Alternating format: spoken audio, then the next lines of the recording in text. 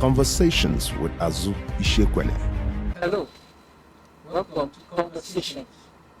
I'll start today's session with a reading or a puzzle, however it appeals to you, and a fairly long one. But you can drop your comments on azulishekone.com after you finish reading the article, or on our social media interface at Azulishekone on X or Facebook at Azulishekone. So, what would be, Maridu, please, what would be your reaction if you met a man who has written over 2,500 articles, published over 13 books, has met with some world statesmen like former President Jimmy Carter of the United States, some prominent members of the Gandhi dynasty of India, including Indira and Sonia Gandhi, the widow of late Prime Minister Rajiv Gandhi, who has dined and supped with Nigeria's own global statesman, former President Olusegun Obasanjo, who met with former Tanzanian President Julius Nyerere, and who has traveled across the world writing columns, writing books, and doing the job of journalism. What would be your reaction if your father told you that you don't have a proper job? Put your comments on the trail on azulishekone.com. Welcome to today's session of Conversations with Azu. And today, Azu is back to his favorite pastime of reading and reviewing books. And he's reviewed a book written by an 83-year-old journalist who is the legend I just spoke about, Jonathan Power, whose book is titled When Would You Get a Proper Job? You're welcome to Conversations, Azu. Thanks for having me, Julius. Let me start on a personal note. You want to ask me whether I have a proper job, right? I really don't know how my answer is. Yes. In your article, you said your son regards journalism with quote and unquote cautious disdain. Yeah. And you said Jonathan Power himself had told you that you'd be better off as a plumber than writing syndicated articles. Yes. Has journalism paid your bills for this? Great question.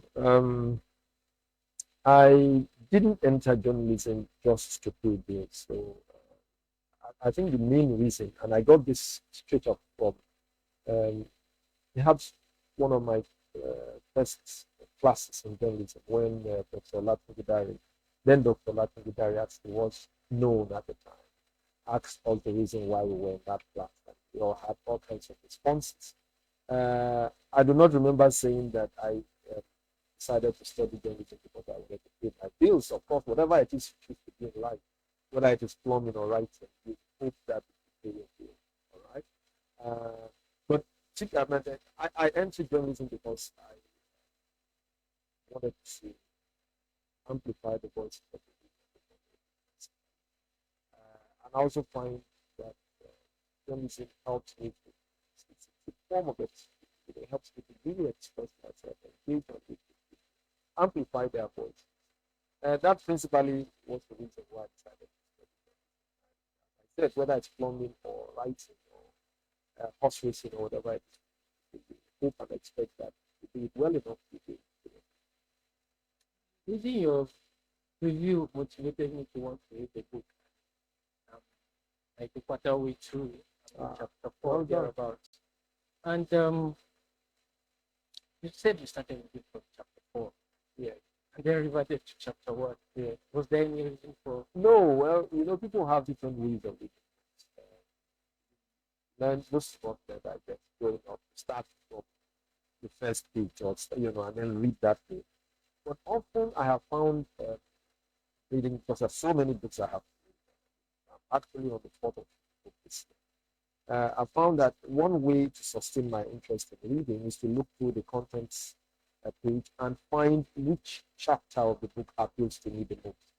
All right. Once I connect with that chapter and I've read it, sometimes I read randomly. I could have moved from chapter 4 to each other chapter I read to, and then come back to the beginning.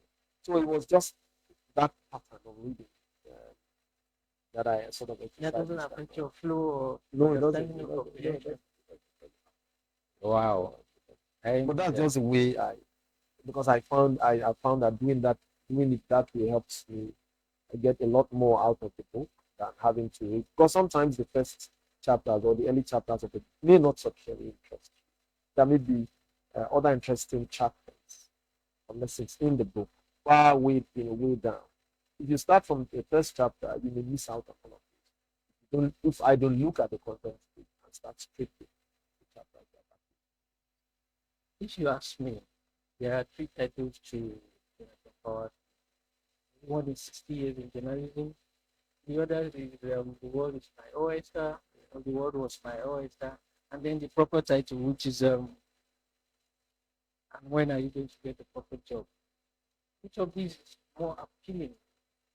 Oh, well, I think the proper job. I think the proper job title. Initially, when he told me that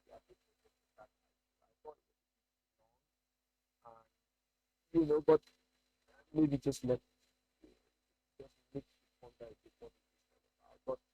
But having read the book, I think, and also there are aspects of the book perhaps also because we share, but professionally, I have seen from reading the book that I couldn't have thought of a better title because it's a title, as I also said in my book, that resonates with my experience in my family. And as I said, which you quoted at the beginning, my son from the beginning, sort of treats, not I don't, just treats them. So it's an expression that resonates with me, resonates with my experience. And I think it's quite suitable. I think On a very serious note, and personally to me as well, in power, reporting conflicts says journalism has built-in bias where conflict is promoted over peace. yeah. How do we change this? I have seen it as a journalist. Senior citizen, how do we change this? How do we develop It's quite difficult. I also know that there are studies now about public interest journalism, about development type journalism. There are all forms of journalism that are cultivated or that have evolved as a response to the concern that they are raised. And that concern goes fundamentally to the slogan, if it bleeds, it leads. So I mean, but as Jonathan also said, Jonathan Powell said in his book, gradually we are seeing that change. Also, largely as a result of the diversity in the profession, people coming in from diverse backgrounds, different expertise, and also citizens sort of taking responsibility. It's greater citizen agency, how journalism is back. And that is impacting, obviously, impacting the I don't know whether we will ever get to the point where good news will sell as much as unfortunately. But I think it's also in a way a reflection of the human nature. So we could do better. And, I'm happy to report from that. Jonathan said, please observation after 6 years. All right, and finally, we've known Jonathan Power for over 25 years, but yes, you perhaps know if his bank account is still empty. Will his Well, finance still likely to ask that question? Chapter of the book when it was titled I and Me, I think he was responding to his father's question, when are you going to get the proper job? And then he actually it was a moment of truth for him, I guess. And then he reflected on, and then he was talking to himself. He said, perhaps ABC was going to happen, and who knows, I might die without it. I think that from knowing him, he still has, he's not destitute, he's still as influential as he's been all this year. Has a very strong, passionate voice, especially because of his background also working with Martin Luther King, that significantly influenced journalism. and his film making as well. But as to his bank account, I guess that's his private account. But he's doing well enough to pay his bills at least. All right. If you're still looking for a proper job like me, please read this column. When will you get a proper job? At azulishekone.com. And it is so interesting. We just barely brushed it. We were talking about the legend who met and worked with Dr. Martin Luther King Jr., the Reverend Dr. Jesse Jackson, and many more. It's a very interesting story. You have and everything. And I believe I'll recommend this book as well as our book on writing for media and monetizing. Thanks for coming on. Thanks for having me once again. It's been a pleasure. Bye. Conversations with Azu Ishekwele.